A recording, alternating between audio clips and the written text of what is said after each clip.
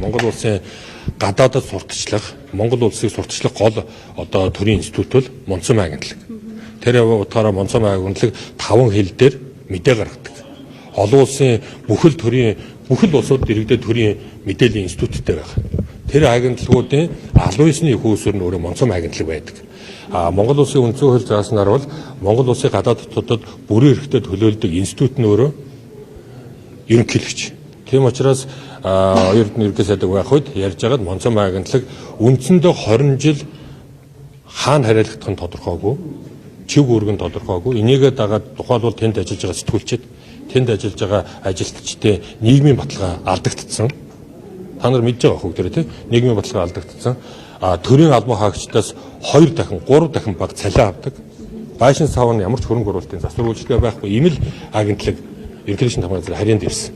За энэ агентлаг авснаас хойш бол энийг яг одоо төрийн бусад байгууллагын чиг үүрэгтэй байгууллагатай адилхан болгож ажилчдын цалин нэмэгдүүлэх, за шинжилэл өөрчлөлт хийх юмнуудыг бүгд хийгдсэн. За энийг бол одоо Монцом агентлагийн захирлаар тавигдсан үеийн хүмүүсийн одоо хүчил зүтгэл онцомод байгаа тэр бол энэ бол зөвхөн дотоодод чиглэсэн гэхээсээ илүү гадаад руу чиглэсэн хэвлэлийн урсгал, мэдээллийн урсгалыг одоо барьж байгаа манай гол агентлаг. За энэ дээр тэр ганчимэг та бүхний сая асуусан ганчимэг эрхлэгчтэй холбоотой асуудал бол ганчимэг эрхлэгчийг бол тодорхой хэмжээнд одоо бас зөвлөхөр ажилуулж биеийн байдал эмчилгээний асуудал байсан. Тэр асуудлууд Монголын агентлаг дотроо агентлагийн даргын зөвлөхөр ажиллаад тэгээд цалингаа аваад явж байгаа. Одоо би бол сүүлийн жил гараг мэдэхгүй шүү дээ. Хааж байгаагүй гэдэг асуудлыг агентлагийн дарга нь хийжсэн содон. Содон дагас дарга зөвлөхгүй байсан. Содон дагас дарга эдгээр бол тэр хууль номынхаа дагуу явсан байхаа гэж бодож байна. Хэрвээ буруу явсан бол тэр хүний л тушаалаар гарч байгаа шүү дээ. Чи ямар өөр хүний тушаалаар гарах вэ? Тэгэхээр хацагцсан хичнээн хүн яг ингэж цалинждаг юм бэ?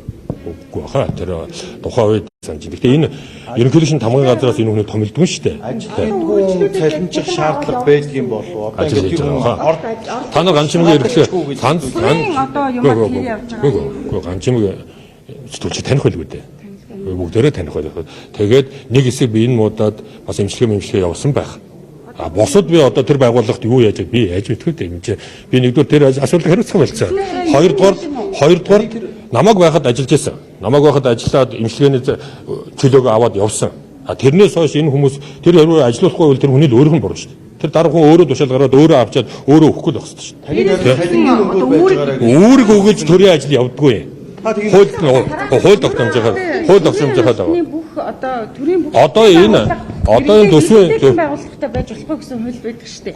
Энэ хуулийн агентлаг Монцом явдаг. Агентлаг хэлж штэ. Энэ бол дотоод урсгалын хэвлэлийн байгууллага биш ээ. Энэ бол гадагшаага Монголыг чиглэдэг бүх оронд байгаа.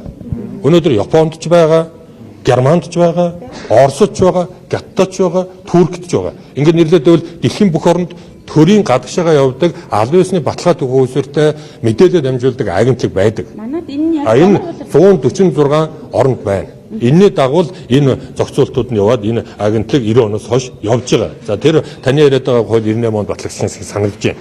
За тэгээд энэ бүтцийн энэ зохион байгуулалт явж иж Монголын мэдээ гадагшаа нэг одоо шугамар нэг цонхоор гарах учиртай.